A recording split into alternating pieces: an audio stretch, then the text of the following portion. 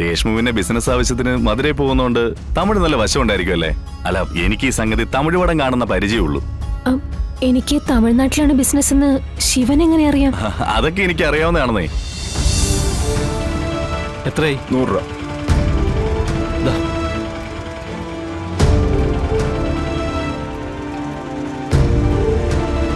അല്ല, ഉച്ച കഴിഞ്ഞിട്ട് ജോലിക്ക് കയറൊന്നും പറഞ്ഞിട്ടല്ലേ പോയത്? എന്നിട്ട് ജോലിക്ക് കയറിയില്ലേ? ജോലിക്ക് കയറിയതാ. ഹോസ്പിറ്റലിലെ കാര്യങ്ങൾ ഓർത്തപ്പോ നേരത്തെ ഇങ്ങ് ഇറങ്ങി. ഹോസ്പിറ്റലിലെ കാര്യങ്ങളോ? അതിന് ഞാനല്ലല്ലോ അവിടെ പ്രസവിച്ച് കിടക്കുന്നേ, എന്റെ ചേച്ചിയല്ലേ. ചേച്ചിയുടെ പ്രസവ കാര്യങ്ങൾ ഓർത്ത് ടെൻഷൻ അടിക്കാൻ ചേച്ചിയുടെ ഭർത്താവ് അല്ലെങ്കിൽ ചേച്ചിയുടെ അച്ഛനുണ്ട്. അതും അല്ലെങ്കിൽ ആ ചേച്ചിക്കൊരു അനിയത്തിയുണ്ട്, അതായത് ഈ ഞാൻ. ഇത്രയും പേര് സങ്കടപ്പെടാനും ടെൻഷൻ അടിക്കാനും ഉള്ളപ്പോ എന്റെ ഭർത്താവ് ആ കാര്യം ആലോചിച്ച് ടെൻഷൻ അടിക്കണ്ട. ശ്യാമേ, നീ എന്ത് വർത്താനായി പറയുന്നേ? അവിടെ പൈസ അടയ്ക്കാൻ നിവൃത്തിയില്ലാതെ അച്ഛൻ അവിടെ കിടന്ന് വട്ടം കറങ്ങുന്ന കണ്ടിട്ടാ ഞാനിപ്പോ ഇങ്ങോട്ടേക്ക് പോകുന്നത്. തനിക്കല്ലെങ്കിൽ ഈ കുടുംബത്തോട് ഒരു കടപ്പാടുമില്ല, എന്നാൽ എനിക്കതുണ്ട്. അതെനിക്ക് കാണിക്കാൻ പറ്റിയ സമയമാണിത്. നിർഭാഗ്യവശാൽ എന്റെ കയ്യിലും സഹായിക്കാൻ കാശില്ലാതായി പോയി. ഓ, അപ്പൊ ഉണ്ടായിരുന്നെങ്കിൽ നിങ്ങൾ കൊടുത്തേനല്ലേ? എന്താ സംശയം? ഞാൻ കൊടുക്കും. കാരണം എനിക്ക് നിന്നെ പോലെ കല്ലുകൊണ്ടുണ്ടാക്കിയ ഹൃദയമൊന്നുമില്ല, എടുത്താ പൊങ്ങാത്ത ആഗ്രഹങ്ങളും ഇല്ല. എന്റെ രീതിയിൽ ഞാൻ അങ്ങ് ജീവിച്ചു പോവാ. അപ്പോ ഞാൻ നിങ്ങൾ ആഗ്രഹിക്കുന്നത് പോലെ ഒരു ഭാര്യ അല്ലെന്നാണോ പറയുന്നേ? എടി, എന്ന് ഞാൻ പറഞ്ഞില്ല. മനുഷ്യത്വപരമായി ചിന്തിക്കണമെന്നേ ഞാൻ പറഞ്ഞുള്ളൂ. ഹോസ്പിറ്റലിൽ കിടക്കുന്നത് ആരാ? കാശില്ലാത്തതിന്റെ പേരിൽ നമ്മൾ പരസ്പരം പഴി തരുമ്പോഴേ ശാരിക എന്ന നിന്റെ ചേച്ചിയുടെ അവസ്ഥയും കൂടി നീ ഒന്ന് മനസ്സിലാക്കണം. അവർ ഈ വീടിന് അന്യൊന്നും അല്ലല്ലോ. നിനക്കുള്ളതുപോലെ അവകാശങ്ങളും അധികാരങ്ങളും ശാരികയ്ക്ക് ഈ വീട്ടിലുണ്ട്. അതെ, ഞാനൊരു സംശയം ചോദിച്ചോട്ടെ? അല്ല, 1-2 ദിവസമായിട്ട് എനിക്ക് തോന്നിയൊരു സംശയമാ. നിങ്ങളെ എന്റെ ഭർത്താവാണോ അതോ ശാരിക ചേച്ചിയുടെ ഭർത്താവാണോ? ശ്യാമേ, അലറണ്ട. എന്റെ കൺമുന്നിൽ കണ്ട ഒരു കാര്യം ഞാൻ പറഞ്ഞേ ഉള്ളൂ.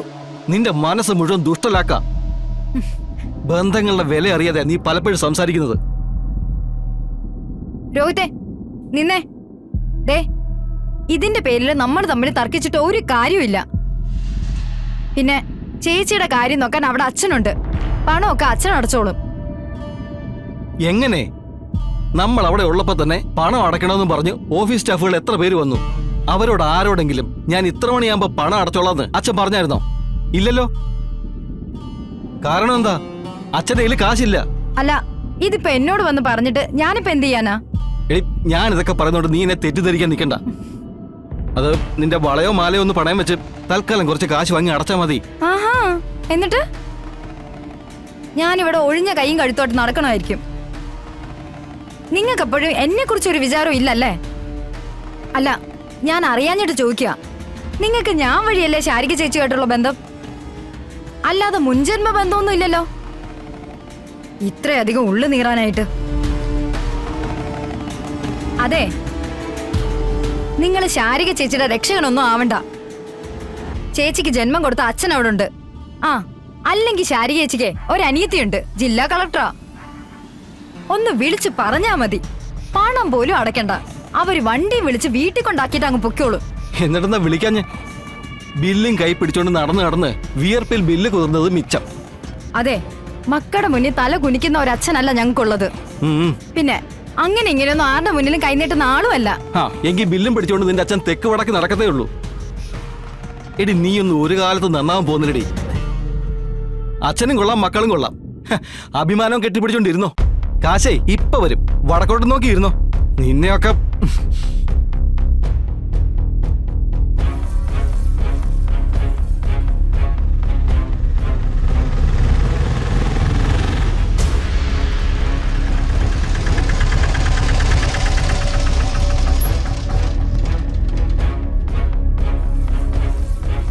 ഒന്ന് വെയിറ്റ് ചെയ്യണേ. ശരി. അയ്യോ,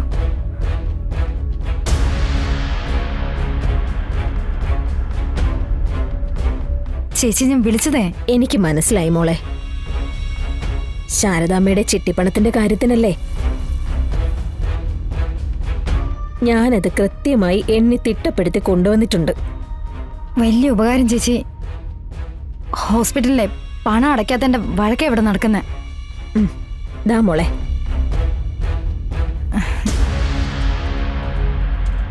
കയ്യില് പണം വരാതെ നമ്മളെന്ത് ചെയ്യാനാ? ഇത് 1,00,000 രൂപ തികച്ചുണ്ട് മോളെ. എന്നാ ചേച്ചി പൊക്കോ. ശരി, ഞാനേ ഇതെങ്ങനെങ്കിലും കൊടുത്തൊന്ന് സോൾവ് ചെയ്യട്ടെ. ശരി.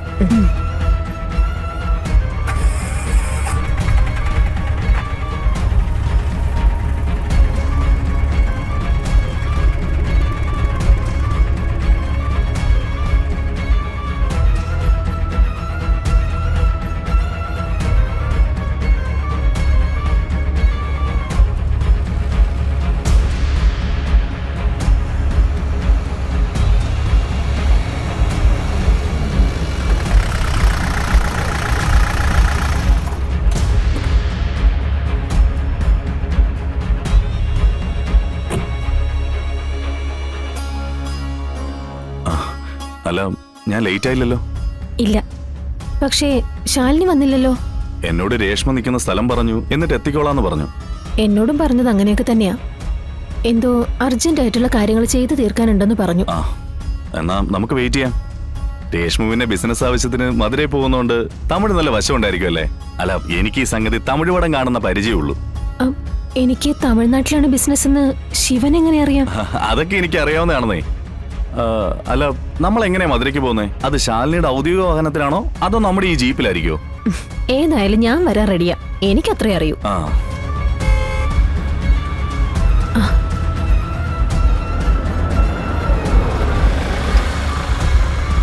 ദേ ശാലിനി വന്നിട്ടുണ്ട്.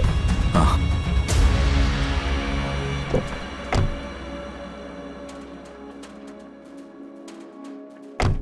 എന്നാ പിന്നെ രാമേട്ടനെ അങ്ങ് പറഞ്ഞു വിട്ടേക്കാം. നമുക്ക് ജീപ്പിൽ പോയാൽ മതിയല്ലോ. ആ.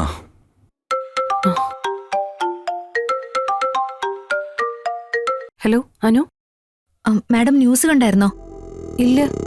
താലൂക്ക് ആശുപത്രിയിൽ ഒരു സെൻസേഷണൽ പ്രോബ്ലം ഉണ്ടായിരിക്കുന്നു. പറഞ്ഞറിഞ്ഞിടത്തോളം സ്ഥലത്തെ MLA യും മന്ത്രിയൊക്കെ എത്തിച്ചേരാൻ സാധ്യതയുണ്ടെന്നാ പറയുന്നത്. എന്താ അനു, എന്താ പ്രശ്നം?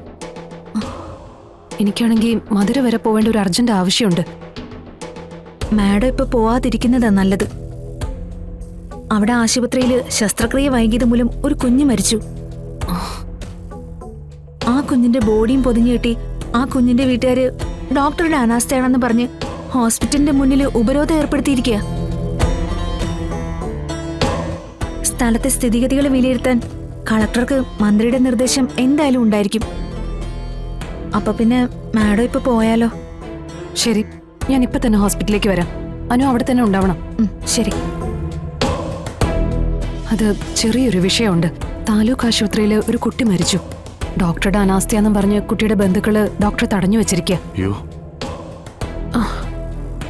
ഈ സമയത്ത് ഞാൻ ഇവിടുന്ന് പോന്നാൽ ശരിയാവില്ല.